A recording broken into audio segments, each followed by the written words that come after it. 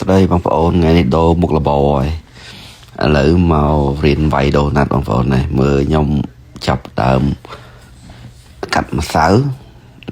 ឆ្កងបងប្អូនអើយតែចាប់ដើមអញ្ចឹង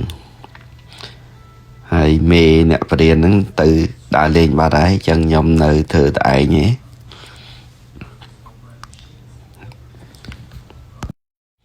អ្នកបរៀនហ្នឹងគេអត់បានបរៀននឹងផ្ទាល់បរៀនតាមតមាត់ទេបងប្អូនយើងត្រូវការសួរឥឡូវទៅបាត់ហើយ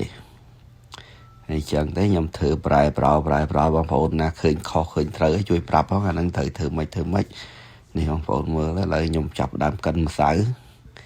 ហើយម្សៅហ្នឹងយាទៅមុខទៅក្រោយទៅមុខទៅក្រោយហើយកិនអត់ស្មើហើយចេះប្រឹងកិនដបងនិយាយទៅដៃដបងវា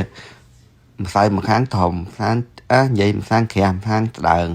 ហើយចេះតែយាទៅយាមកហ្នឹងខ្ញុំទាញ3 ម្ដងវានៅទៅឥឡូវព្រួញម្សៅហើយចាប់ដើមកាត់ហើយកាត់បងប្អូនមើលស្កាត់ទៅអត់បានមើលវាសកត់លើគ្នាខូច 4-5 នំ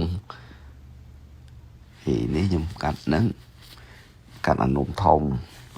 នឹងដឹងហើយគេហៅ feeling ស្អីមិនដឹងទាន់ដឹងឈ្មោះដូនណាដល់ហើយ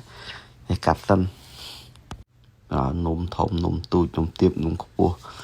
អាពងកពើមិនក៏ចេញដែរមូលមិនក៏វាអត់ចេញជាមូលចេញជាពងកពើហើយដល់ពេលខ្លាយជានំគេទិញអស់ដែរហ្នឹងហើយបងប្អូនវាយដូណាត់ជួយណែនាំផងហើយដល់បងប្អូនចាំមើលមានវគ្គជៀនវាអីទៀតចាំដាក់មកបន្តទៀតឥឡូវខ្ញុំកាត់សិន